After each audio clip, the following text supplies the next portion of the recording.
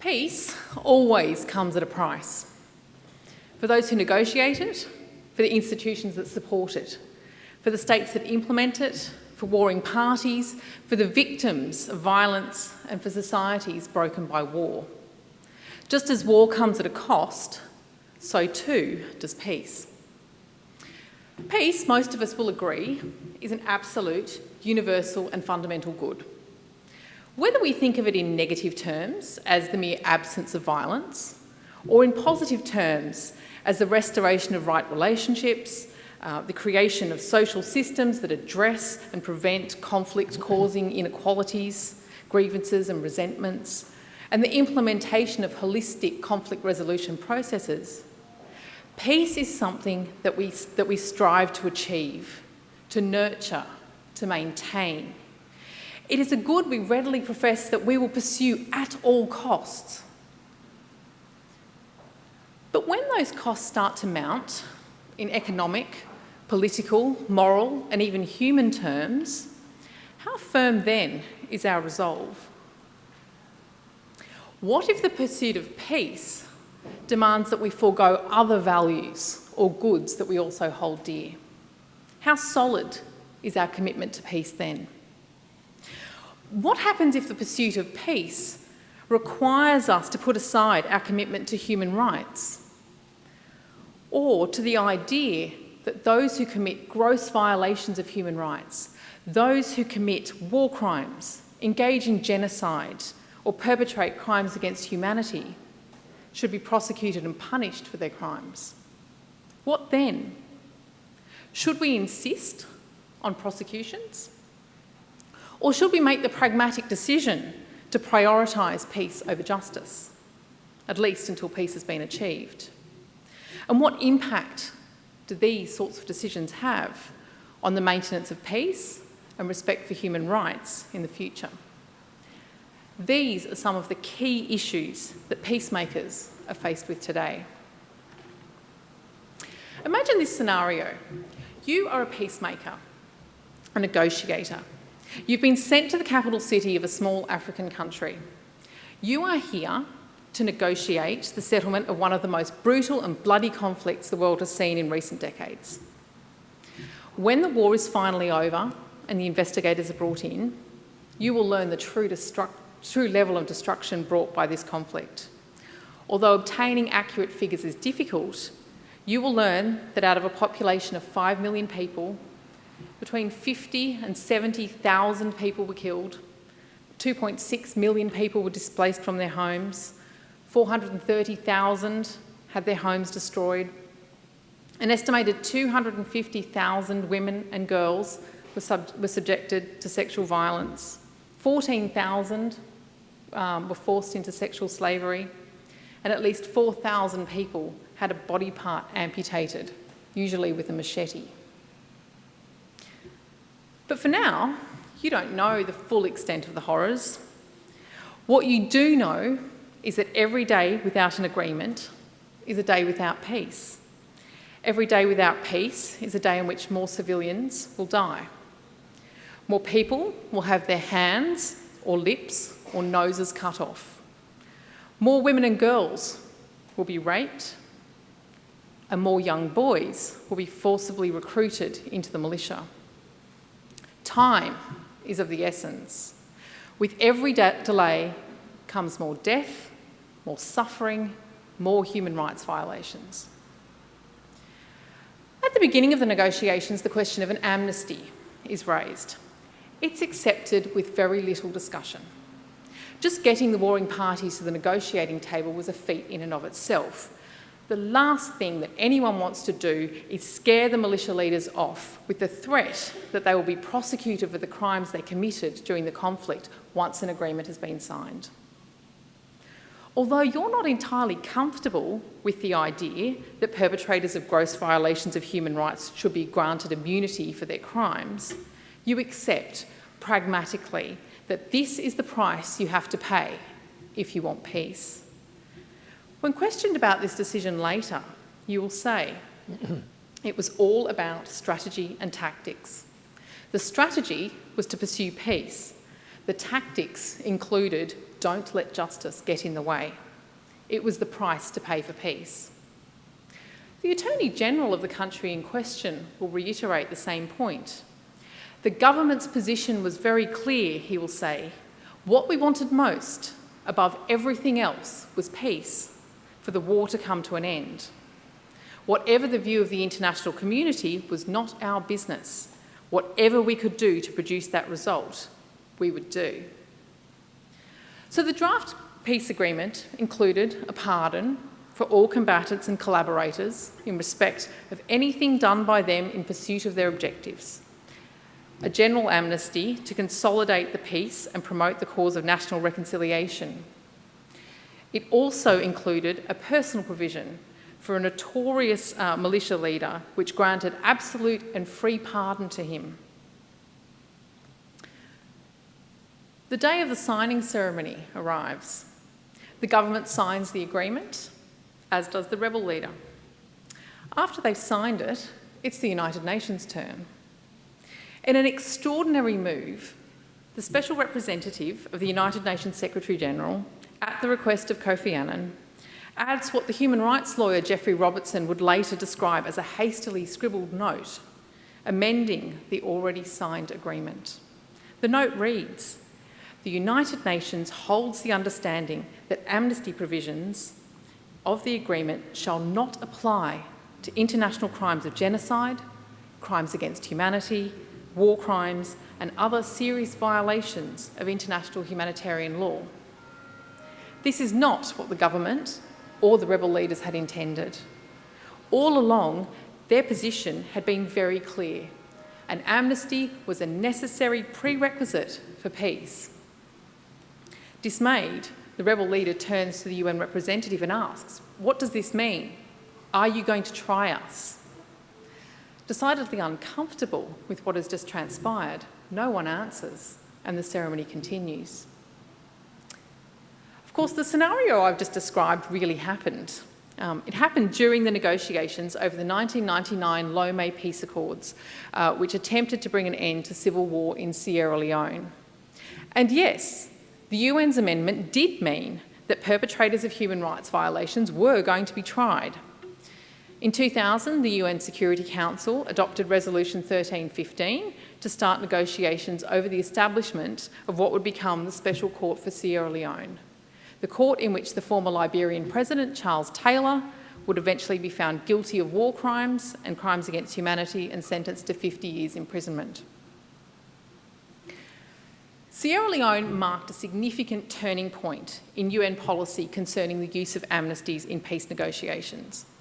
Until then, the UN had accepted and even promoted the use of amnesties in a range of cases, from Mozambique to Angola, Haiti, and of course, most famously, South Africa. One major exception to this trend was the case of the former Yugoslavia. In this instance, the Security Council voted to create an international tribunal while the conflict was still being fought. Rather than allowing an amnesty in exchange for an immediate cessation of hostilities, peace negotiations were undertaken with the international community's strong belief that political leaders responsible for atrocities in Bosnia, including widespread rape and ethnic cleansing, must be tried as war criminals.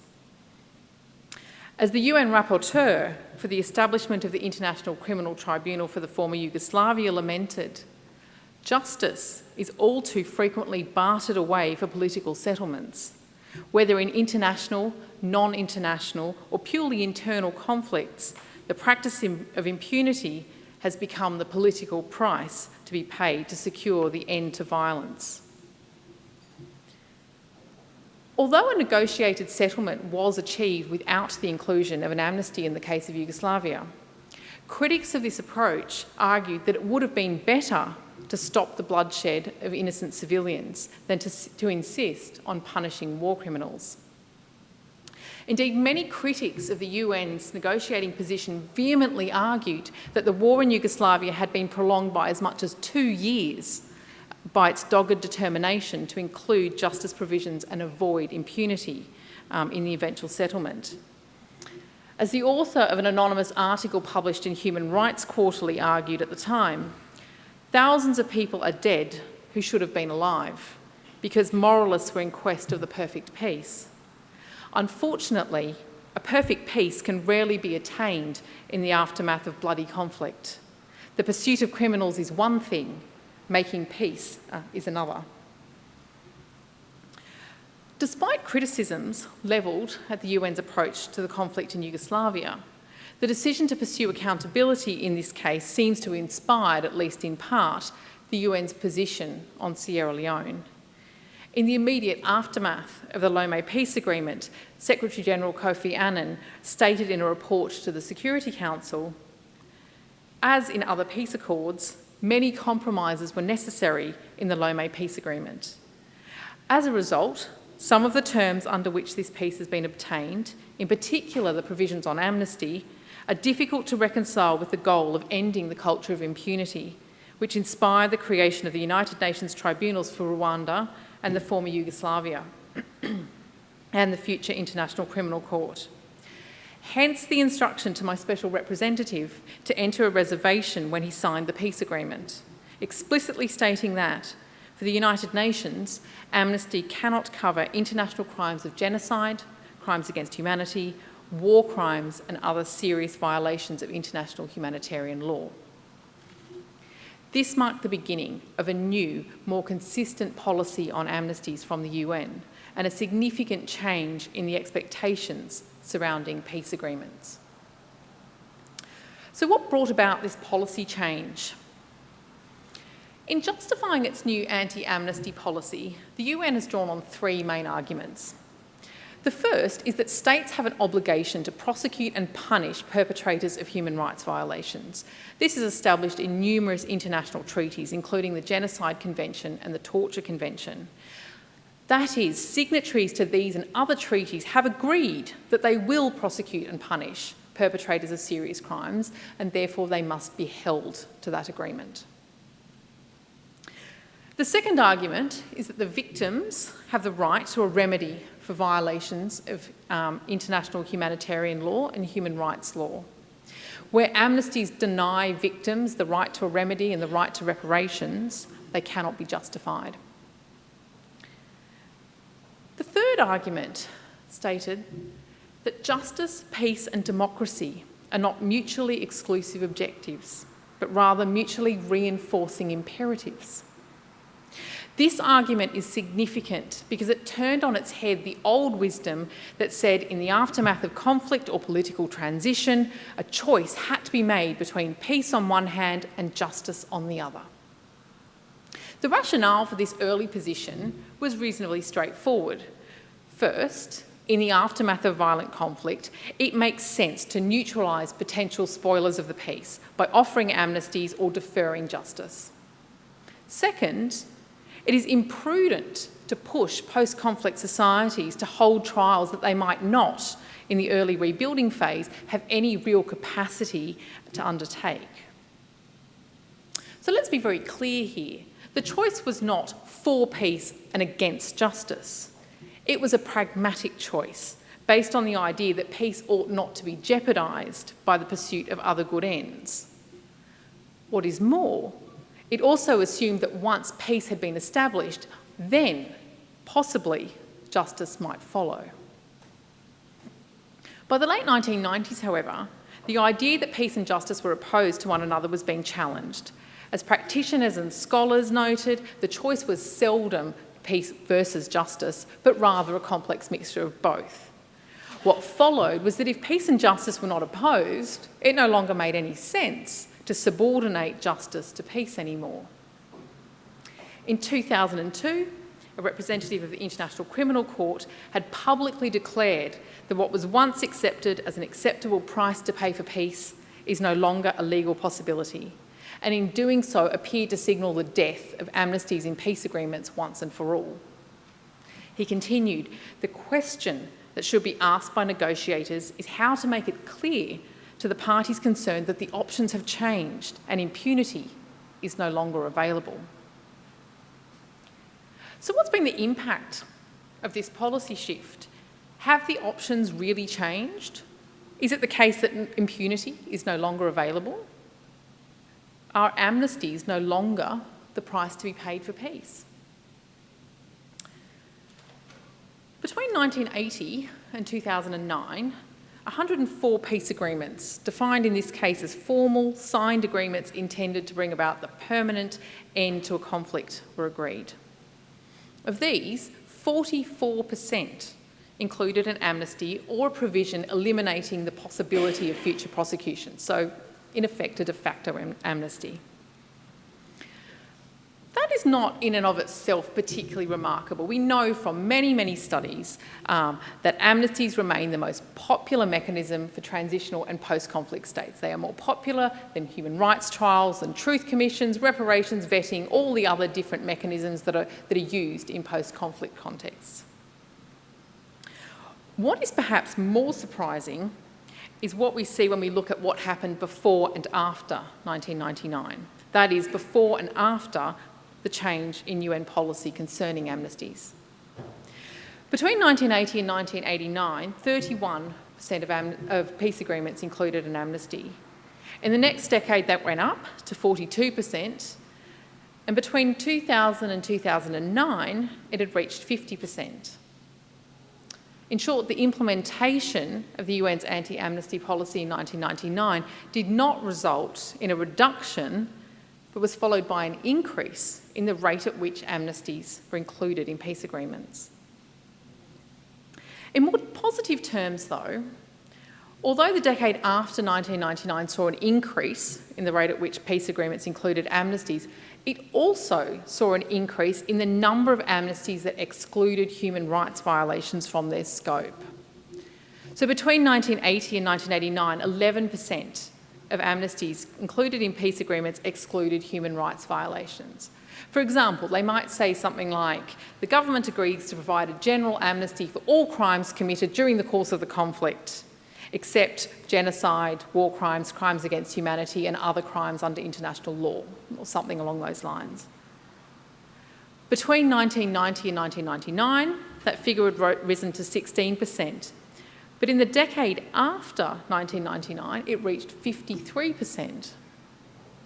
So around a quarter of all peace agreements concluded in the last decade under examination specified that an amnesty could not cover human rights violations, and they were variously defined as crimes against humanity, war crimes, genocide, human rights abuses, violations of international humanitarian law, heinous crimes and atrocities, or simply as international crimes. So on the basis of this data, the impact of the UN's anti-amnesty policy is decidedly mixed. On one hand, the rate at which amnesties have been included in peace agreements has gone up, but on the other, more amnesty provisions than ever are excluding human rights violations. So does this mean then that warring parties are starting to accept that they cannot include amnesties for human rights violations in their agreements? Here again, the evidence is somewhat mixed. Peace agreements that did not include an amnesty, or included an amnesty but restricted it to exclude human rights violations, were overwhelmingly likely to have UN involvement in the peace processes. Where restricted amnesties were concerned, the UN was involved in the negotiations in every single case between 2000 and 2009. What is more, in around half of all cases in which a restricted amnesty was included in the peace agreement, the UN representative present was the UN Secretary-General himself. By contrast, in all but one peace agreement that included a broad-ranging amnesty that covered human rights violations, no UN representative was involved in the negotiations. The sole exception to that trend was the case of the Central African Republic, which had a general amnesty, but for which a referral to the International Criminal Court was already in process. So criminal trials were going to follow regardless. So there's a positive and a negative story to be told here.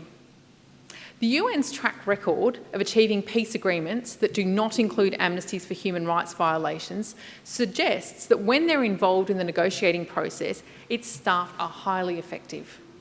That is, when high-level UN representatives are present, parties to peace agreements are far more willing to accept that amnesties are no longer the price to be paid for peace.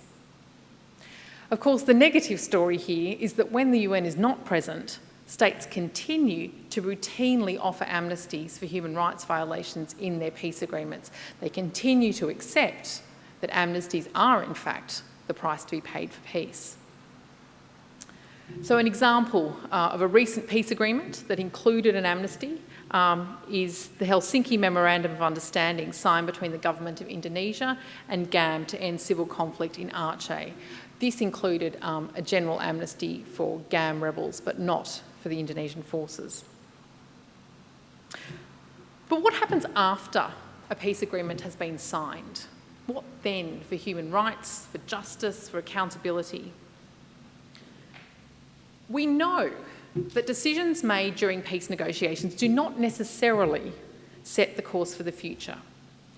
They can, and in some circumstances do, which is why it is so important to get them right. But it's not always the case. Things agreed in peace agreements are not necessarily set in stone. We know, for example, that including an amnesty in a peace agreement does not necessarily mean that no justice for human rights violations will ever be possible. The Latin American cases of Argentina, Chile, and so on show, in another context, that amnesties can be overturned, resisted, circumvented, sometimes decades down the track, by judiciaries and human rights activists who are committed to accountability for human rights crimes. In our own region, the case of the Solomon Islands saw an amnesty restricted after the fact and then simply ignored. In the case of the Solomons, an amnesty providing immunity for criminal acts perpetrated in connection with the tensions, including killing in combat conditions or in connection with the armed conflict on Guadalcanal, was included in the Townsville Peace Agreement. When the Solomon Islands instituted its Amnesty Acts in 2000 and 2001, however, it specified that amnesty did not apply to criminal acts done in violation of international humanitarian laws or human rights violations or abuses. Now, because precisely what human rights violations and abuses entailed was never specified, it was never defined properly, the limitation remained rather vague. There was considerable disagreement over which crimes were eligible for amnesty and which were not. But the point was made. What had started off as a general amnesty was now a restricted amnesty. In the end, the amnesty provision actually didn't matter at all. It had very little bearing on the trials that followed. Ramsey officials argued that they couldn't reliably determine who should qualify for an amnesty and who couldn't. So several high-profile militia leaders were tried and convicted of a range of crimes, including murder, for which they were given automatic life sentences. Although this caused some dissatisfaction amongst former militias, many of them complained in their testimonies to the Solomon Islands Truth and Reconciliation Commission that they believed that they were all going to be amnestied, and it had turned out not to be the case. To date, no real instability has resulted. In this case, the justice process simply sidestepped the issue of amnesty by using a different aspect of the law to achieve prosecutions. We also know that the flip side of this argument can be true, that the absence of an amnesty in a peace agreement does not necessarily mean an end to impunity for human rights crimes. In this case, the case of Timor-Leste is an illustrative example. So less than 2 months after the signing of the Lome Peace Agreement, the people of East Timor went to the polls in their referendum on independence. 78.5% of the population rejected special autonomy within Indonesia, leading to East Timor's separation from Indonesia. Reprising the violence it had inflicted on the Timorese people during its occupation, the Indonesian military retaliated, killing at least 1,000 people and burning 75% of undefended buildings to the ground in a deliberate scorched earth policy. Hundreds of thousands of others fled or were forcibly displaced from their homes, many into neighbouring West Timor. Following negotiations between the governments of Indonesia and Australia and the UN, On the 15th of September 1999, the UN Security Council passed a resolution authorising an Australian-led intervention into East Timor known as INTERFET, Intervention Force for East Timor, to quell the violence. Although Resolution 1264 did not mention amnesties at all, its preamble expressed, and quote, concern at reports indicating that systematic, widespread and flagrant violations of international humanitarian and human rights law have been committed, and stressed that persons committing such violations bear individual responsibility. Just days earlier, the UN Secretary-General announced at a press conference that crimes against humanity committed in East Timor would be punished. The UN's position was very clear. There would be no amnesties for perpetrators of human rights violations in East Timor. That is, in line with its new policy and reflecting the wider sentiments of the international human rights community, justice would not be subordinate to the demands of peace and stability, politics or reconciliation. Yet more than 15 years later, little accountability for human rights violations has been achieved in Timor-Leste.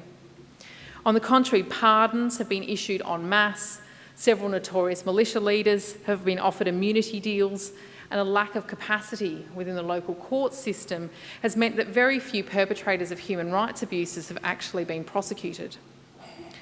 Reluctance to fund yet another expensive international court meant that Timor-Leste became the guinea pig for a new experimental type of hybrid court that combined elements of the local court system with elements of international law. It was called the Serious Crimes Special Panels, and as David Cohen has argued, it was justice on the cheap. So, a quick comparison there shows that in the years between 2002 and 2005, the Serious Crimes Special Panels received on average $6 to $8 million per year.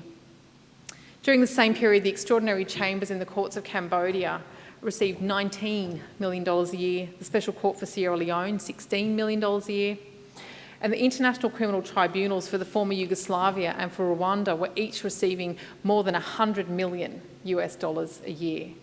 So the amount of money given to the East Timor court was really dwarfed in comparison to these other processes. Among the significant number of suspects indicted during the serious crimes process, around 80% never went to trial. That is, 4 out of every 5 people who were accused of a serious crime, of crimes against humanity, war crimes, torture, murder or rape, were granted de facto impunity by the incapacity of the special crimes process. 4 out of every 5. I don't want to suggest here that the special crimes process was a complete failure though, or that the international and local staff who ran it did not work extremely hard under very, very trying circumstances to see justice served. I also don't want to ignore the fact that a well-placed desire to ensure local ownership of the process was another of its driving forces, another of the reasons why the court was located in Dili as it was. On the contrary, the point I'm making is that without well-functioning judicial infrastructure, the absence of amnesties does not mean the absence of impunity at all. I also don't want to suggest that these other better funded processes have been perfect. They've been far from it, or that they've achieved perfect accountability. In the post-conflict context, perfect accountability where every violator of human rights violations is prosecuted is never possible. The numbers are simply too great. At the same time, debate about the merits of granting a general amnesty for all crimes committed during Timor-Leste's violent past refuses to abate. In particular, high-level political leaders such as Xanana Gusmão, Jose Ramos-Horta and Bishop Jimenez Bello argue that granting an amnesty would not only be politically expedient, given Timor-Leste's tenuous and unequal relationship with Indonesia, but that it would facilitate genuine national reconciliation. That is, political leaders there remain very firm in the view that considerations of pragmatic politics ought to triumph over justice. Although they've been unable constitutionally to grant amnesties, political leaders have made informal agreements with several militia leaders, allowing them to return to East Timor without fear of prosecution. In one recent case, a militia leader was able to return to Timor-Leste without fear of prosecution because the indictment for his crimes had been lost. Predictably, this story has been accompanied by speculation over whether the loss of the indictment was the result of a deliberate act or incompetence. Either way, the result is the same: impunity for yet another individual accused of committing serious violations of human rights. And this here is the alleged person in question, enjoying time by a pool in Timor-Leste. In Timor-Leste, amnesties have been traded for impunity for three main reasons. The first is a lack of capacity. Accepting the idea of accountability for human rights crimes is one thing. Implementing it is quite another. In East Timor, a large part of the problem was a lack of judicial capacity and infrastructure. In the violence that followed the independence ballot, almost all the court buildings were burnt to the ground and looted. All the court equipment, furniture, registers, law books, transcripts, all legal files and resources were either dislocated or burnt. What is more, the majority of lawyers in East Timor had been Indonesian and they fled after the ballot.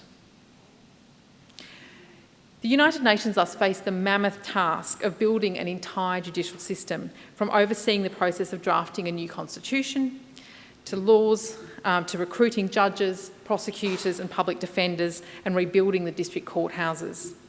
In an attempt to recruit new staff, the quite popular story goes that Interfet dropped leaflets over the entire Burt country, pleading for anybody with a law degree to please report for duty with the international administration.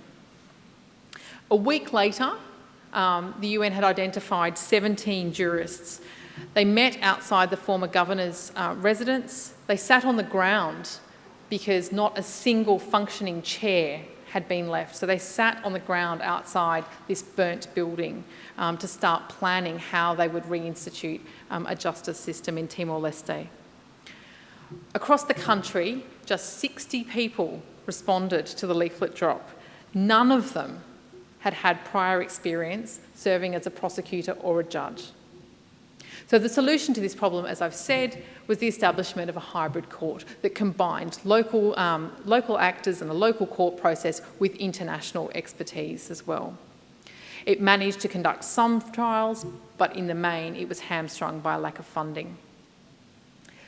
So the second reason why amnesty has been traded for impunity in Timor-Leste is the matter of political expediency, the belief that amnesties and impunity are needed for stability, that they're needed to neutralise spoilers, and they're needed to maintain good relations with Indonesia. So in 2003, the Serious Crimes Investigative Unit issued an indictment for General Wiranto, the Minister of Defence and Security and Commander of the Indonesian Armed Forces in 1999. The indictment held that he'd been responsible under the doctrine of command responsibility for crimes against humanity. Indonesia responded to the indictment by saying that it would simply ignore it. And besides, the court was dragging its feet on issuing an arrest warrant. And there's some disagreement about exactly what happened next. Some accounts suggest that the Timorese Prosecutor General did not support the indictment. Others indicate that he was frustrated by the court's failure to issue the arrest warrant. What's significant, though, is that rather than back the unit that it had established and staffed, the UN attempted to distance itself from both the original indictment and the arrest warrant that eventually followed. UN representatives in Dili and New York stated that the Serious Crimes Special Panels was a Timorese court and that the United Nations had nothing to do with it. This was despite the fact that the indictment had been issued by its international staff working in the court. Also very keen to preserve good relations with Indonesia, the East Timorese government declared that the indictment was the work of the United Nations and not of East Timor. And in doing so, further distance itself from those who continued to push for a more comprehensive peace process. So everyone was blaming everybody else for the situation. In the end, the Wiranto indictment was dropped. Timor-Leste's President, Janana Gusmao, travelled to Bali and he publicly embraced his dear friend. So all was forgiven, there would be no trial.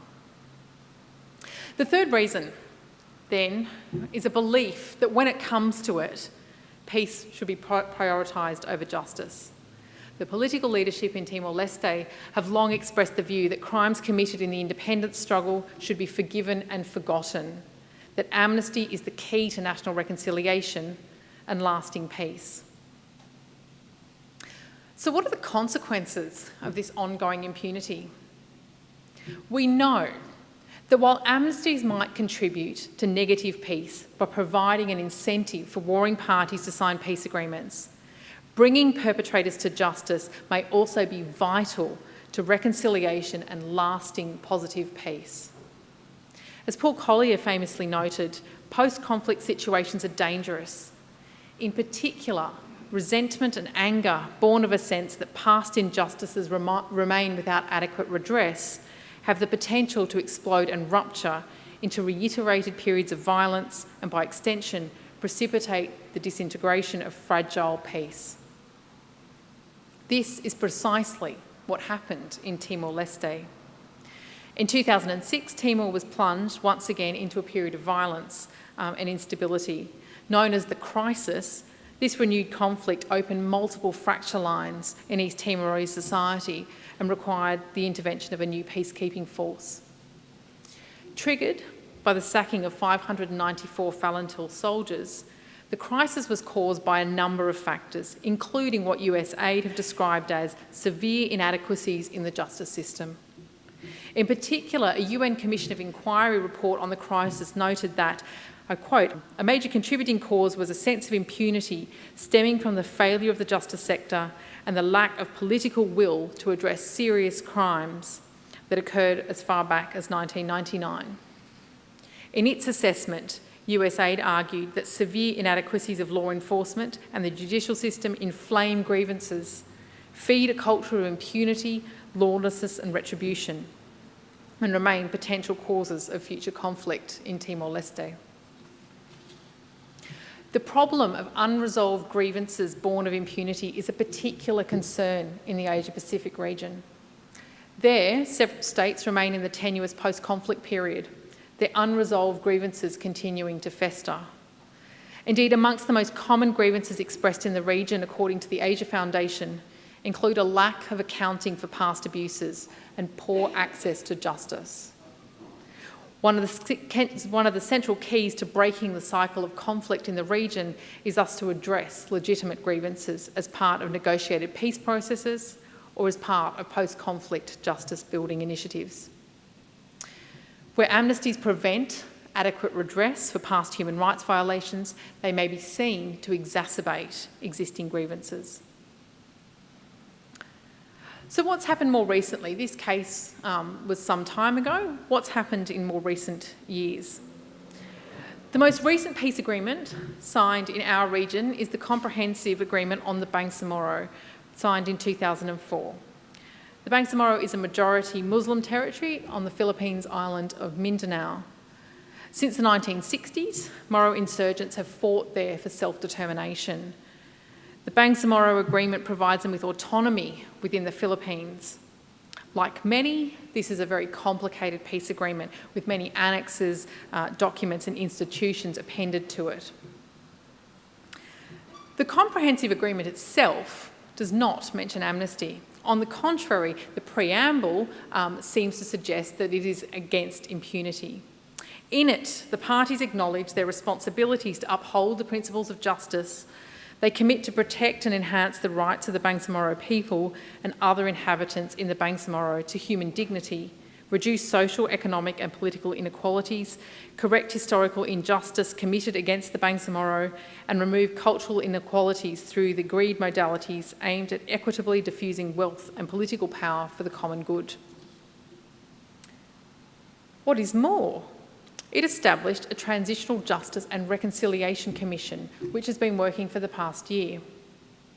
The mandate of the TJRC is to address the legitimate grievances of the Bangsamoro people, correct historical injustices and address human rights violations.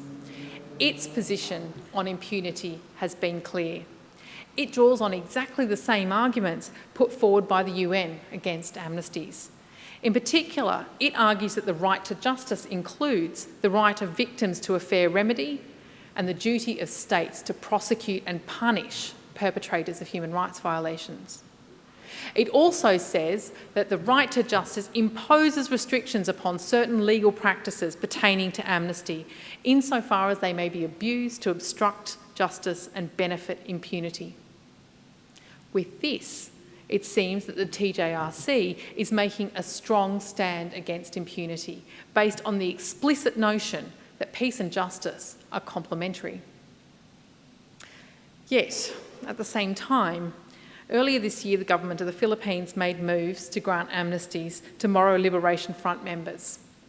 This was in accordance with its Annex on a Normalization, which states, to facilitate the healing of wounds of conflict and the return to normal life, the government shall take immediate steps through amnesty, pardon and other available processes toward the resolution of cases of persons charged with or convicted of crimes and offences connected to the armed conflict in Mindanao. So here we have the problem posed in stark terms. For some, amnesty remains the price to pay for peace in Mindanao. For others, peace and justice need not be traded off with one another. On the contrary, lasting peace requires that justice be done, that grievances be dealt with. How this plays out remains to be seen. The Transitional Justice and Reconciliation Commission's report is due at the end of this month, any day now, so it'll be very interesting to see what it contains. Given its very strong anti-impunity stance so far, it seems likely that it will refuse to condone amnesties and that it will recommend criminal trials. Whether it will be able to prevent amnesties from being granted, however, is another matter entirely. So too is the question of when and how perpetrators of human rights violations will be prosecuted and punished for their crimes. What also remains to be seen is how victims of abuse will respond to whatever measures are implemented. What we do know, though, is that a failure to address their well-founded grievances will risk further instability. So in conclusion, the past 2 decades have seen a dramatic shift in international public policy concerning the inclusion of amnesties and human rights in peace agreements. And while the UN has made some inroads into ending impunity for human rights crimes, the view that amnesties remain the price to be paid for peace is incredibly persistent. Peace always comes at a price. The question now is, which price is the international community willing to pay? Will it accept that amnesties are the price to pay for peace, that they're the price to pay to end conflict quickly, to end suffering quickly, that in some circumstances, amnesties do indeed save lives? I doubt it very much. Momentum is building on ending impunity for human rights crimes, and as I've demonstrated, where efforts have been made on this, positive results have followed. So will the international community accept that the price to be paid will come in the need to properly fund the development of judicial infrastructure and the establishment of international tribunals and local courts for years to come after conflicts? To accept that while peace and justice come into marked conflict during the negotiating of peace agreements, those challenges do not stop once an agreement has been reached. Thank you.